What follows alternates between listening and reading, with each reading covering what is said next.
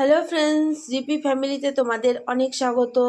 এখানে দেখতে পাচ্ছ হচ্ছে শুকনা মাছ আছে, এটা হচ্ছে মনভুলা। তো আজকে আমি শুকনা মাছ রান্না করব। এখানে 3টে বড় বড় সাইজের মনভুলা মাছ আছে। তো মাছটা খুবই শক্ত আঁশগুলো। তো মাছগুলোকে আমি এখন গরম জলে ভিজিয়ে রাখবো যেন আঁশটা ছেড়ে যায় খুবই সহজে।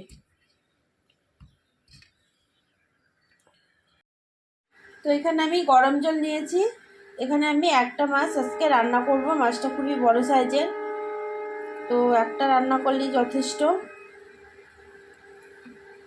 তো গরম জলে মাছটাকে আমি ভিজিয়ে রাখবো 2 থেকে 3 মিনিটের জন্য। তারপরে একদম মাছটার মধ্যে হাত দিলে আঁশগুলো উঠে উঠে যাবে, একদম নরম হয়ে যাবে মাছটা।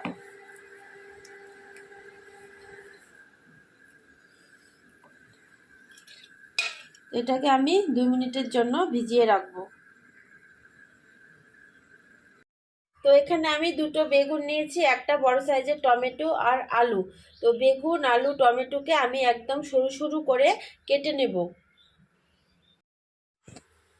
তো আলু, বেগুন, টমেটো সব কাটা হয়ে গেছে। তো এখন পরিষ্কার করে ধুয়ে নেব।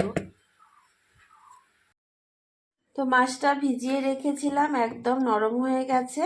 এই যে হাত দিলেই কেমন খোসাগুলো উঠে উঠে যাচ্ছে মাছের, একদমই নরম। তো মাছটাকে এখন পরিষ্কার করে ধুয়ে নিব, ধুয়ে কেটে নেব কাটাগুলো। মাঝখানে যে একটা শক্ত কাটা আছে ওটা ফেলে দেব। একদম ছোট ছোট করে কেটে কাটাগুলোকে ফেলে দেব। আগে মাছটাকে ভালো করে ধুয়ে নেব।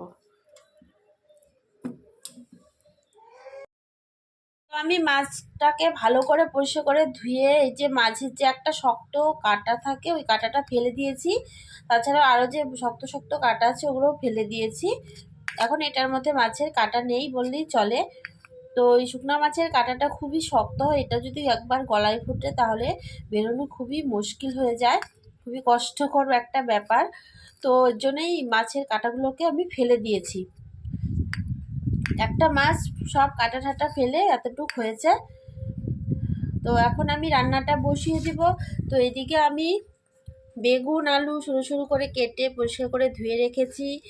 আর এইদিকে আমি নিয়েছি 2টো পেঁয়াজ কুচিয়ে নিয়েছি, 2টো রসুন, কাঁচা লঙ্কা, সব কিছু একদম কেটে ঠেটে একদম পরিষ্কার করে ধুয়ে সব রেডি করে নিয়েছি। তো এখন রান্নাটা বসিয়ে দেব। গ্যাসটা জ্বালিয়ে একটা কড়াই বসিয়ে দিয়েছি। কড়াইটা গরম হয়ে গেছে, এর মধ্যে দিয়ে দিব সর্ষের তেল।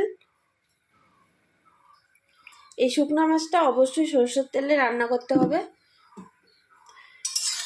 এটা সর্ষের তেলে রান্না করলে টেস্টটা আরও বেড়ে যায়।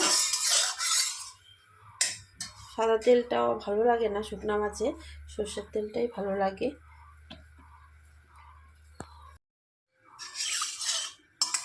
তেল গরম হয়ে গেছে, এখন দিয়ে দেব পেঁয়াজ, কাঁচা লঙ্কা, রসুন।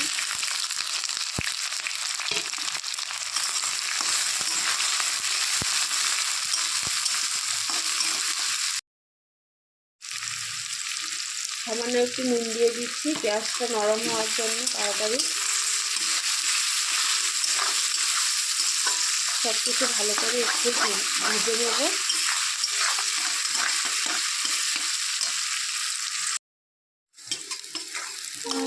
তো পেঁয়াজ, রসুন, কাঁচা লঙ্কা ভালো করে ভাজা হয়ে গেছে।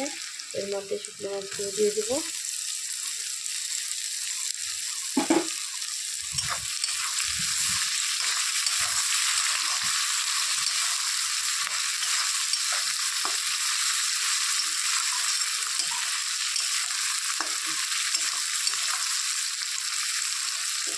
একটু ভেজে নেব দিয়ে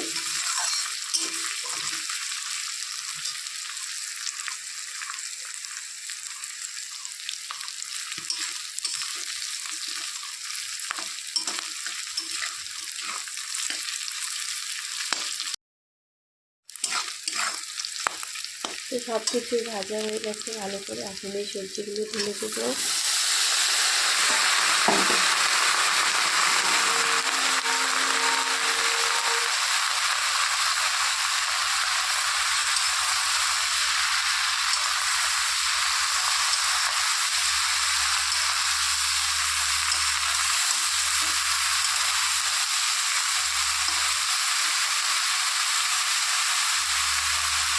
নুন,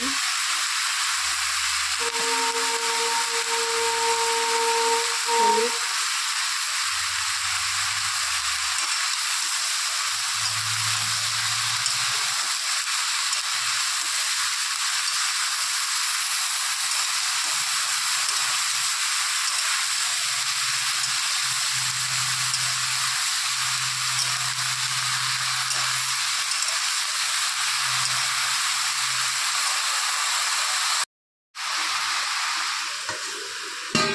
ঢেকে দিচ্ছি।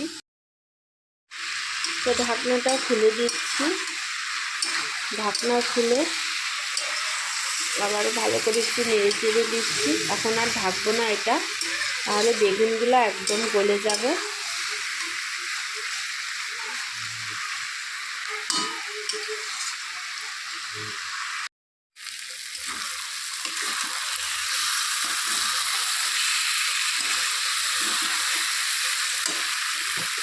তো এখন দিয়ে দেবো একটু ঝোল, অল্প একদম সামান্য পরিমাণে দিলাম। একটু ভিজে ভিজে হবে তরকারিটা।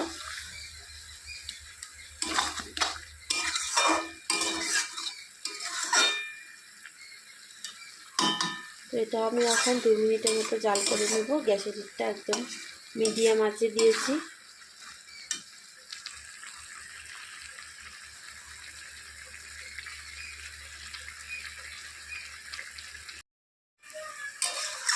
তো একদম রেডি হয়ে গেছে শুকনো মাছ। তো এখন আমি এটাকে নামিয়ে নেব।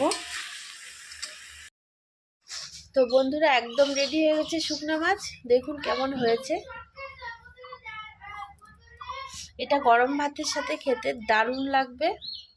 এরকম যদি শুকনো মাছের একটা রেসিপি হয়, গরম ভাতের সাথে এক থাল ভাত নিমিশেই খাওয়া হয়ে যাবে, আর সঙ্গে কিছু লাগবে না। ভীষণ টেস্ট এটা খেতে। তো আমার এই ভিডিওটা ভালো লাগলে আমাদের চ্যানেলটিকে সাবস্ক্রাইব করবে, লাইক করবে, ভিডিওটাকে বেশি বেশি করে শেয়ার করবে, আর কেমন হয়েছে কমেন্টসে অবশ্যই জানাবে। আবার দেখা হচ্ছে পরবর্তী ভিডিওতে। Tata, by.